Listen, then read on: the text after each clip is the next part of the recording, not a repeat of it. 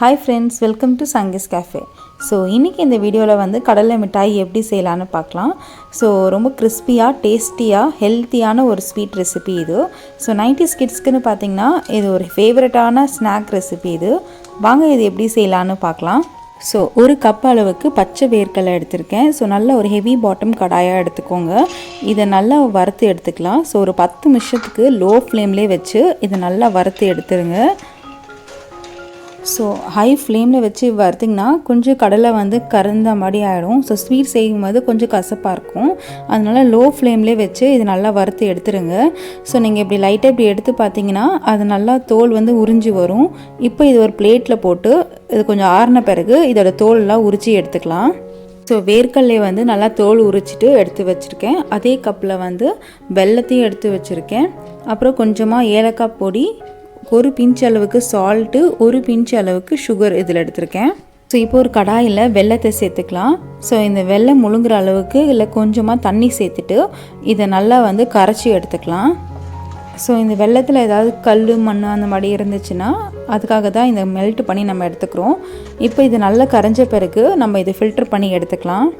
So இப்போ அதே கடாயை லைட்டாக கழுவிட்டு நம்ம ஃபில்டர் பண்ணி வச்சுருக்க வெல்லத்தை இதில் சேர்த்துக்கலாம். இப்போ இதை நல்லா கொதிக்க விட்டுக்கலாம். ஸோ இப்போ இதுக்கு வந்து நம்ம பாவு எடுக்கணும். ஸோ இப்போ பார்த்தீங்கன்னா நல்லா தண்ணியாக இருக்குது, லிக்விட் கன்சிஸ்டன்சியில் இது நல்லா திக்காகிட்டு வரணும். ஸோ இப்போ வந்துட்டு நம்ம ஒரு கப்பில் கொஞ்சமாக தண்ணி எடுத்துக்கலாம். ஸோ இப்போ பார்த்தீங்கன்னா லைட்டாக திக்காகிட்டே வருது நம்மளோட பாகு. இப்போ இந்த தண்ணியில் லைட்டாக போட்டு பார்க்கலாம். ஸோ போட்ட உடனே அந்த தண்ணியில் வந்து கரையாமல் அப்படியே ஸ்ட்ரெயிட்டாக நிற்கணும், அதே இடத்துல நிற்கணும். இப்போ ஒன்று ஒட்டாமல் இருக்கணும். நல்லா அப்படியே உருட்டிக்கிட்டு வரும் பாருங்கள். இதுதான் இதோட கன்சிஸ்டி. ஒன்று கூட அது நல்லா வரணும். இன்னும் ஒரு 3 நிமிஷம் நம்ம இதை வந்து லைட்டாக வந்து கொதிக்க விடலாம். ஸோ நம்மளுக்கு பாவு கரெக்டாக வந்துடும். ஸோ இப்போ பார்த்தீங்கன்னா லைட்டாக கொஞ்சம் தண்ணியில் போட்டுட்டு பார்த்தீங்கன்னா நல்லா அப்படியே ஒன்று ஒட்டிக்கும். அப்படியே ஒட்டிட்டு நல்லா நம்ம தண்ணியில் இப்படி போட்டோம்னா நல்லா சவுண்டு கேட்கும். ஸோ அதுதான் கன்சிஸ்டி. ஸோ இதுதான் பாவு. ஸோ பார்த்தீங்கன்னா நல்லா ஸ்டிக்கியாக வருது பாருங்கள். இந்த மாதிரி இப்போ வரணும். இப்போ நான் தண்ணியில் போட்டு காமிக்கிறேன். ஸோ தண்ணியில் போடும்போது ஒரு மாதிரி டங்குன்னு அந்த மாதிரி ஒரு சவுண்டு வரணும்.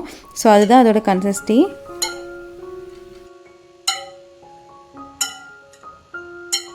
ஸோ இப்போ இதில் வந்து நம்ம கொஞ்சமாக ஏலக்காய் தூள் சேர்த்துக்கலாம். ஒரு பிஞ்ச் அளவுக்கு உப்பு, அப்புறம் ஒரு பிஞ்ச் அளவுக்கு சுகர். இது எல்லாமே வந்து பேலன்ஸ் பண்ணுறதுக்காக தான் இது எல்லாமே நம்ம சேர்த்துக்கிறோம். ஸோ இப்போ இது சேர்த்துட்டு ஒரு தடவை நல்லா இதை கலந்து விட்டுக்கலாம். ஸோ இது நல்லா கலந்த பிறகு நம்ம வேர்க்கடலையும் இதில் சேர்த்துட்டு நல்லா இதை மிக்ஸ் பண்ணி விட்டுக்கலாம். ஸோ இப்போ இதை நல்லா மிக்ஸ் பண்ணிட்ட பிறகு நம்ம இப்போ ஒரு பிளேட்டில் வந்து கீ அப்ளை பண்ணிக்கலாம். ஸோ கீ அப்படி இல்லைனா ஆயில் கூட அப்ளை பண்ணிக்கலாம். ஸோ நான் ஒரு பிளேட்டில் வந்து கீயை வந்து நல்லா ஸ்ப்ரெட் பண்ணி விட்டுக்கிறேன். இப்போ நம்ம ரெடி பண்ணி வச்சுருக்க அந்த கடலையை இதில் சேர்த்துக்கலாம். ஸோ இப்போ இது சூடாக இருக்கும் போதே இதில் சேர்த்துக்கோங்க. அப்போ தான் நம்மளுக்கு வந்து கரெக்டாக செட் ஆகிடும். இல்லைனா ஆறி போயிடுச்சுன்னா அப்படியே அது கொஞ்சம் கெட்டியாகிடும். ஸோ இப்போ இது சூடாக இருக்கும் போதே இதில் சேர்த்துட்டு லைட்டாக இதை ப்ரெஸ் பண்ணி விட்டுக்கலாம்.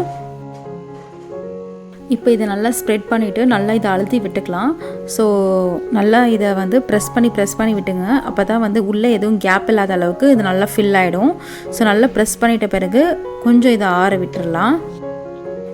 ஸோ இது ஒரு 15 மினிட்ஸ் ஆகட்டும் இது நல்லா செட் ஆகிறதுக்கு. இது நல்லா செட் ஆன பிறகு கத்தியில் வந்து நம்ம நெய் இல்லைனா ஆயில் நல்லா தடவிக்கலாம். அப்போ தான் வந்து கட் பண்ணுறதுக்கு வந்து ஈஸியாக வரும். ஸோ இப்போ வந்து கத்தியில் நெய் நல்லா தடவிட்டு இப்போ நம்மளுக்கு என்ன ஷேப் வேணுமோ அந்த ஷேப்புக்கு இதை நல்லா கட் பண்ணி எடுத்துக்கலாம். ஸோ இப்போ இந்த கடலை மிட்டாயை நல்லா ஆற விட்டுறலாம். 1 hour to 2 hour வரைக்கும் இது நல்லா ஆற விட்டுறலாம். அப்போ தான் இந்த கடலை மிட்டாய் வந்து நல்லா செட் ஆகிட்டு வரும். ஸோ இது நல்லா ஆறின பிறகு ஒரு பீஸாக நம்ம எடுத்துடலாம். ஸோ பார்த்திங்கன்னா நம்மளோட கடலை மிட்டாய் வந்து சூப்பராக ரெடி ஆகிட்டு வந்துட்டுருக்கு. நல்லா கிறிஸ்பியாக டேஸ்டியாக இருக்குது. ஸோ நீங்களும் இதை ட்ரை பண்ணி பாருங்கள். ஸோ அவ்வளோதாங்க, நம்மளோட கடலை மிட்டாய் வந்து ரெடி ஆகிடுச்சு. நல்லா கிறிஸ்பியாக டேஸ்டியாக ரெடி ஆகிடுச்சு. இப்போ நம்ம இதை உடச்சி சாப்பிட்டு பார்த்துடலாம் எவ்வளோ கிறிஸ்பியாக டேஸ்டியாக வந்திருக்குன்னு.